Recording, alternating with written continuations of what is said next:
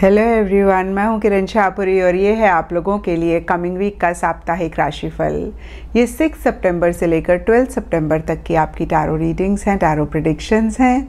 और सबसे पहले, अगर अभी तक आपने इस चैनल को नहीं सब्सक्राइब किया तो प्लीज़ लाइक, शेयर और सब्सक्राइब करें। इसके साथ साथ अगर आप डेली टैरो रीडिंग में इंटरेस्टेड हैं तो आप मेरा इंस्टा पेज भी विज़िट कर सकते हैं, जिसका लिंक आपको नीचे डिस्क्रिप्शन बॉक्स में मिल जाएगा। और दूसरी बात, इस रीडिंग को आप किसी भी साइन के हिसाब से देख सकते हैं। Sun sign, moon sign, ascendant या फिर नाम के हिसाब से भी राशियां होती हैं, उसके अकॉर्डिंग भी आप इस रीडिंग को देख सकते हैं। और अगर आप मुझसे पूछेंगे तो मैं आपको यही कहूँगी कि जिस साइन को आप अभी तक फॉलो करते आ रहे हैं या फिर जिस साइन के हिसाब से आप अभी तक अपनी रीडिंग्स को देखते आ रहे हैं, सुनते आ रहे हैं, आप उसी साइन को फॉलो करें। तो चलिए जी, शुरू करते हैं कमिंग वीक का साप्ताहिक राशिफल। तो चलिए पाइसेस, आप लोगों के लिए देखें कि कमिंग वीक क्या लेकर आ रहा है, क्या एनर्जीज़ हैं। तो आप लोगों के लिए प्रोफेशनल फ्रंट के लिए कार्ड्स हैं the hermit, reverse and 5 of swords. तो देखिए, हर्मिट का कार्ड कहीं बैक सीट पे रहने की बात करता है, कहीं चीज़ों से विड्रॉ करने की बात करता है, कहीं एक्टिवली किसी भी चीज़ में इन्वॉल्व या पार्टिसिपेट नहीं करने की बात करता है। और देखिए, यहाँ पे आप लोगों के लिए ये कार्ड रिवर्स है, तो कहीं इन्हीं चीज़ों में एक बैलेंस नहीं दिख रहा है। और ये जनरल रीडिंग है तो थोड़ा थोड़ा सबके लिए डिफ़र कर सकता है। कुछ लोगों के लिए हो सकता है कि पीछे आप ऐसी एनर्जीज़ में थे जहाँ पे आप एक्टिवली किसी चीज़ में इन्वॉल्व नहीं हो रहे थे, पार्टिसिपेट नहीं कर रहे थे, आप अगेन चीज़ों से विड्रॉ कर रहे थे। और इस वीक आपको ऐसा लग सकता है भाई बहुत हो गया, अब आप कहीं फ्रंट सीट पे आके चीज़ों को डील करना चाहते हैं, कहीं अब आप उन एनर्जीज़ में से बाहर निकलना चाहते हैं।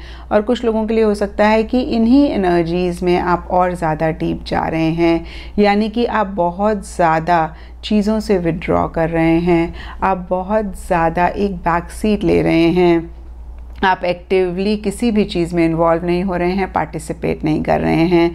और देखिए, दोनों ही सिनारियों में एक मिसिंग सी फीलिंग इस वीक रह सकती है, जैसे किसी चीज़ को आप ढूंढ रहे हों, जैसे किसी चीज़ को आप जानना चाह रहे हों, जैसे किसी चीज़ के बारे में और ज़्यादा आप समझना चाह रहे हैं।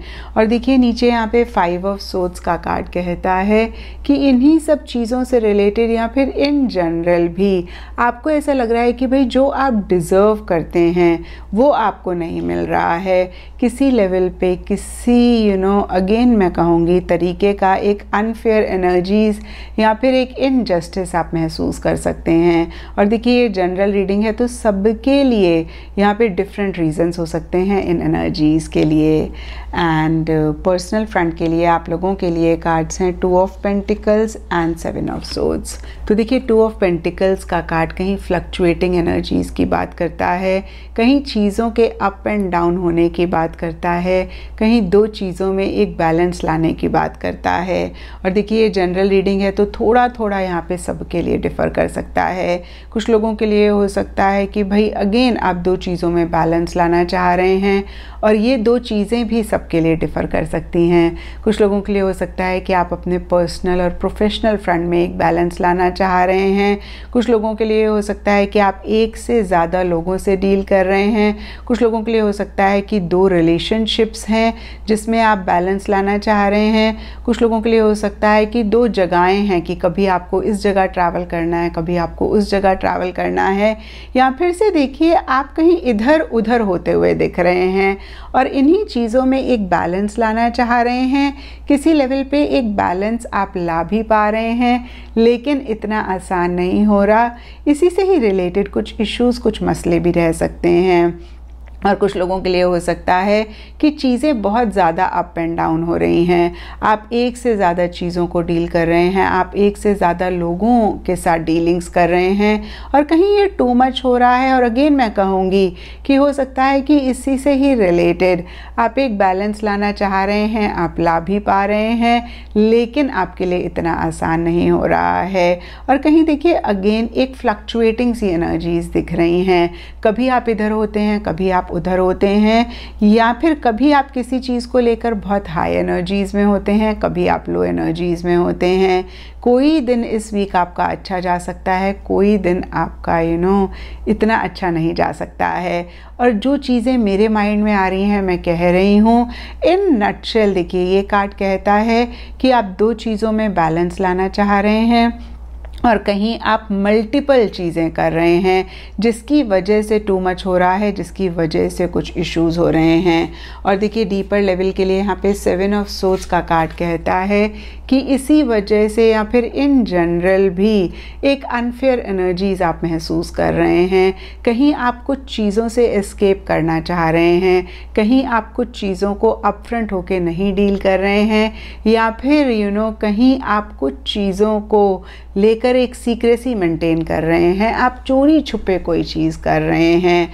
और देखिए यहाँ पे दोनों ही कार्ड्स कहीं अनफेयर एनर्जीज़ की बात करते हैं। तो यहाँ पे देखिए पाइसेस, मैं आपको यही कहूँगी कि कभी कभी ऐसे सर्कमस्टांसेस होते हैं जहाँ पे कोई चीज़ हमारे हिसाब से नहीं होती है, और उस टाइम पे हमारा सेल्फ टॉक क्या है या फिर इंटरनली हम अपने आप को क्या कहते हैं वो बहुत इम्पॉर्टेंट होता है। क्योंकि एक्सटर्नल लाइफ में जो भी हमारी लाइफ में हो रहा हो, लेकिन इंटरनली अगर हम उसको बहुत बड़ा बनाते हैं या फिर हम उस चीज़ को लेकर एक नेगेटिव फ्रेम ऑफ माइंड में आते हैं तो कहीं हम खुद को ही बहुत परेशान करते हैं। और कुछ ऐसा ही आप लोगों के साथ भी इस वीक होता हुआ दिख रहा है, क्योंकि ये दोनों ही कार्ड्स मन ही मन की एनर्जीज़ की बात करते हैं।